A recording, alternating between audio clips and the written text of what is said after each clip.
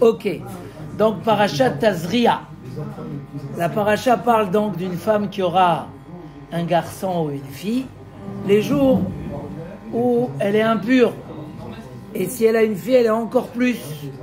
Alors, beaucoup comprennent que la femme, à ce moment-là, elle a passé 9 mois de construction, elle a porté, elle construit des mondes, et quand elle se sépare de ça, alors quelque part, et pour le compliment pour les femmes, justement certains disent que quand elle construit, elle amène une femme au monde qui va amener encore des enfants et des enfants, alors elle descend plus bas après qu'elle a plus l'enfant en elle, et pour pouvoir entrer au Beth Amikdash, etc., elle a des jours où elle doit, attendre pour se rendre pure. Rashi ramène, de même, la dracha de Rabbi Samlaï, de même que la création de l'homme vient après la création des animaux, la même chose, la Torah de l'homme vient après la Torah des animaux. L'homme, il a été créé le vendredi, les animaux mercredi, jeudi, plutôt jeudi. La même chose dans l'explication de la Torah de l'homme. D'abord, on a parlé des animaux, qui est cachère, qui est pas cachère, et après on parle de comment l'homme se purifie, la tsaraat, celui qui parle du lachon hara, comment il va se purifier, comment une femme qui accouche se purifie. Tout la Torah de l'homme, la Brit Mila, le 8e jour. Quelqu'un m'a posé une très grande question. Mais les animaux, c'est pour l'homme. Quand on a parlé des animaux dans la paracha de la semaine dernière, c'était quel animal je peux manger, quel animal je ne peux pas manger. Donc c'est vrai qu'on parle des animaux. Mais ça ne s'appelle pas que la Torah de l'homme vient après la Torah des animaux. Grande question. Pourquoi Rabbi Samlaï est dérangé, perturbé? Pourquoi on en explique les animaux à la fin? L'homme à la fin? Non, c'est pas l'homme. D'abord, on a dit qu'est-ce que l'homme il peut manger, et après on est arrivé. Bichlal, il faut comprendre c'est quoi ce sujet-là. Que l'homme a été créé après l'animal. Alors comment c'est une raison?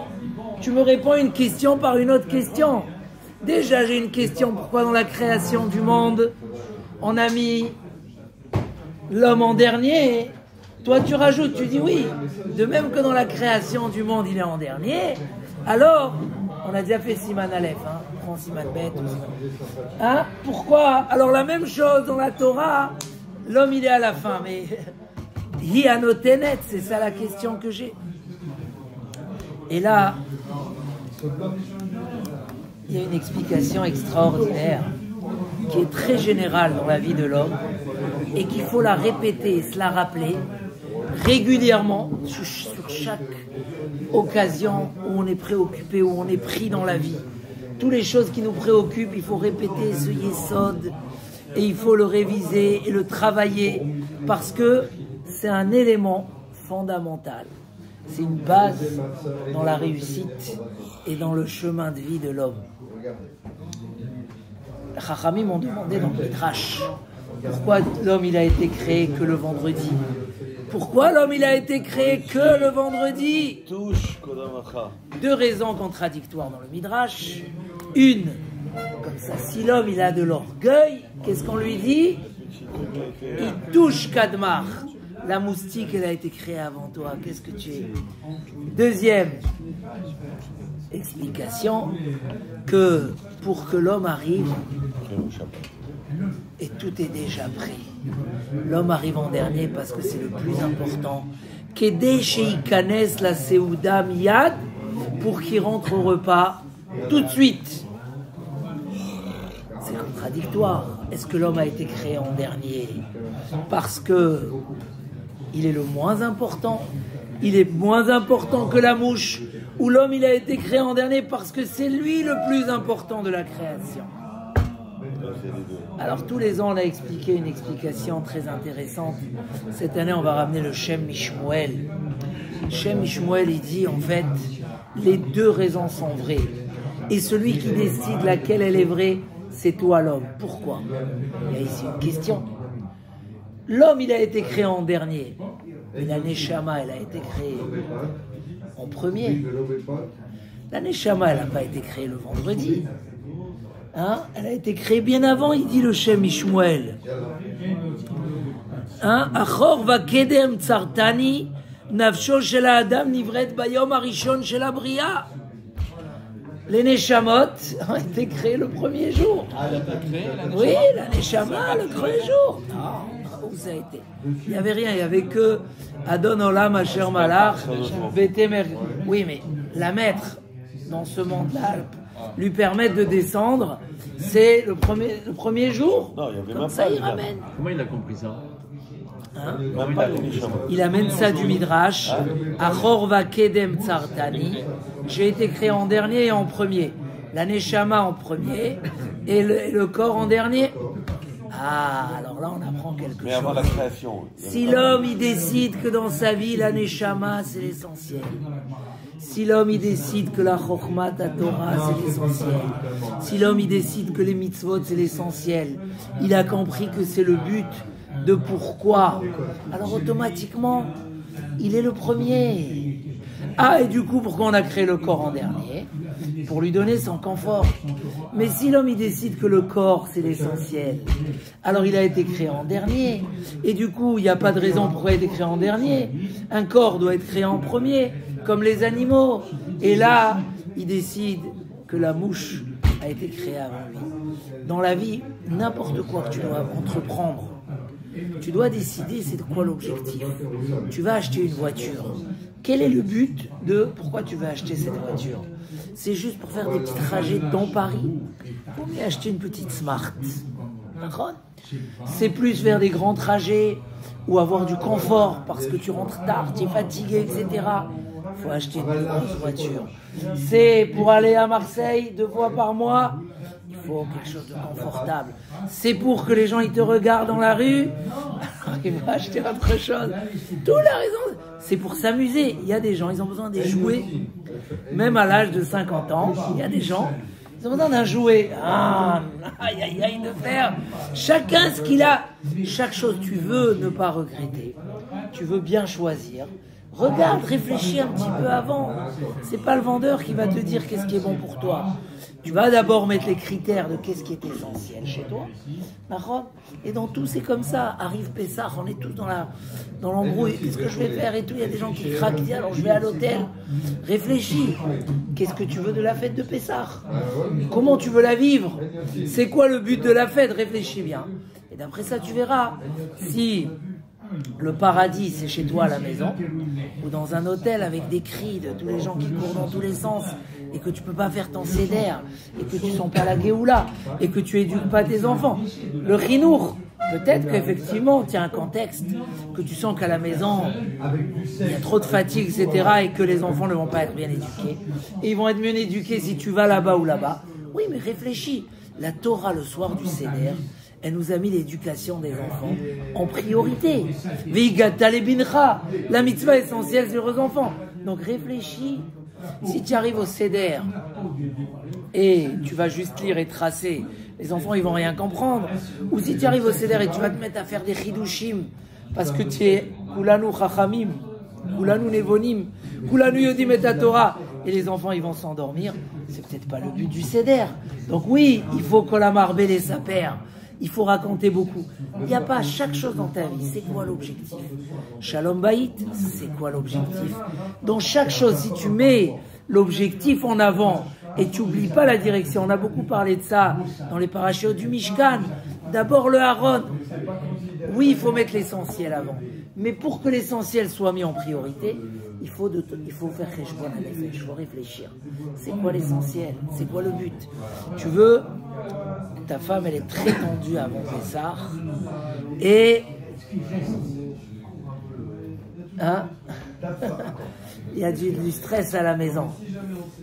Tu réfléchis, c'est quoi le but hein? Du couple, de la famille?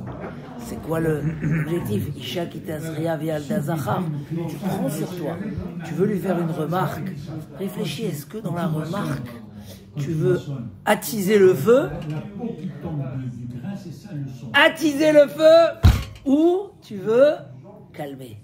ou tu veux trouver une solution. Les gens chachamim, à l'envers, ils font les bonnes remarques quand il y a de la colère, quand il y a de la tension. Ah, tu m'as crié, c'est maintenant le moment où je vais te dire toutes les vérités. Tu veux quoi? Tu veux maintenant attiser le feu ou tu veux calmer? Tu veux calmer, tais-toi. Tu comprends, il y a du stress, il y a de la tension. Il y a le patron ici qui doit tout gérer. La patronne qui doit gérer tous ces tellement de choses en même temps. Tu as quelque chose à dire, dis-le dès que tout va être calme. Après que tu as amené ton beau cadeau de Pessah, un beau bijou, etc. Ah là c'est le moment. Toujours si on réfléchit, si on s'habitue à avoir ce réflexe. Ni colère, ni tension, ni tentation, tout ce qui nous embrouille dans nos démarches et dans nos analyses. Calme, réfléchis, c'est quoi l'objectif? Même des fois dans la vie, on a du mal à décider. Je fais pas, c'est bien, c'est pas bien. Réfléchis. C'est quoi le but? C'est quoi l'objectif? C'est quoi l'essentiel? Et des fois, il faut aller très profond. Et réfléchir, c'est la neshama qui parle ou c'est le corps qui parle? C'est ta tête qui parle ou c'est ton animal qui parle? Et si tu es capable de bien mettre l'objectif en place et la parole, là, tu décides, et c'est ce qu'il dit. Quand on parle des animaux, c'est pour manger le kasher. Pour celui, il dit c'est la même chose. L'homme, il est toujours en premier. On a parlé des animaux pour préparer à l'homme ce qu'il va manger. Oui? Donc, qui est le premier là? C'est l'homme. En fait, il est en dernier parce qu'on a tout préparé pour lui. On n'amène pas l'invité avant que la maison elle est prête. Donc, automatiquement, c'est honorable qu'il soit marqué après la Torah des animaux. Mais si un homme ne mange pas kasher, et alors on dit mais pourquoi la Torah a détaillé? D'abord elle aurait parlé de l'homme, de l'accouchement, de la Brit Mila, et après elle nous dit qu'est-ce qu'on peut manger, parce que pour toi le manger c'est pas le kasher qui compte, c'est pas le but. Donc en fait Rabbi Samla il nous a dit un secret, le même message que tu as vu dans la création du monde, c'est le même message que tu as ici, que dans la cacheroute. Si un homme il arrive et il sait que le but c'est quoi? C'est quand on mange, c'est de manger pur, c'est d'alimenter la neshama, de pouvoir bien réfléchir. Quand on était au congrès, il a raconté le Rav Lando, le Rav de Bnei Brak, il a raconté une histoire avec son père, que son père était très mahmir dans la cacheroute, son grand-père je crois. Et donc, il demandait celui qui vendait le lait dans les maisons, tu m'amènes un lait que tu as regardé tout, même si dans la halakha, ça suffit de surveiller, de rentrer sortir, s'il n'y a qu'une seule ferme avec que des juifs, ça marche. Non, mon lait, je te rajoute, je te paye plus. Un jour, il est parti se reposer à Yerushalayim après Pessah. Il revient, quelques jours après, il appelle celui qui vend le lait. Tu n'as pas tenu à tes engagements. Dis la vérité. L'autre, il a peur, il dit c'est vrai, j'ai pas tenu à mes engagements. Mais d'où tu sais? Il dit parce que quand j'étais à Yerushalayim, je sentais une proximité. Je suis revenu dans mes tfilotes, je sens plus la même chose. Je sens que tu surveilles pas le lait correctement. La cacheroute, elle a une influence directe. Je suis pas un prophète. Donc, quand j'étudie la cacheroute, est-ce que je vois dans ça la grandeur de l'homme, ou des contraintes, ou la bassesse? Est-ce que je vois qu'on a mis l'homme après les animaux ou avant? En fait, c'est toi qui décides. Dans notre vie, on décide. Est-ce que c'est nous les plus grands? Est-ce que c'est nous qui dirigeons? S'habituer toujours à mettre l'objectif avant. Si le but c'est ça, alors qu'est-ce que je m'énerve? J'arrive à la maison le soir de Shabbat, les bougies c'est Shalom Bayit. Shalom Bayit. Mais tu t'énerves parce que la table n'est pas encore prête, parce que le but c'est Shalom Bayit. Donc s'habituer toujours à donner la direction des choses et mettre la neshama avant le corps, mettre la kedusha, mettre la Torah en tant que le but de tout. Et à partir de là, ça nous sauve des erreurs. Chazak, Chazak, Benetrazek.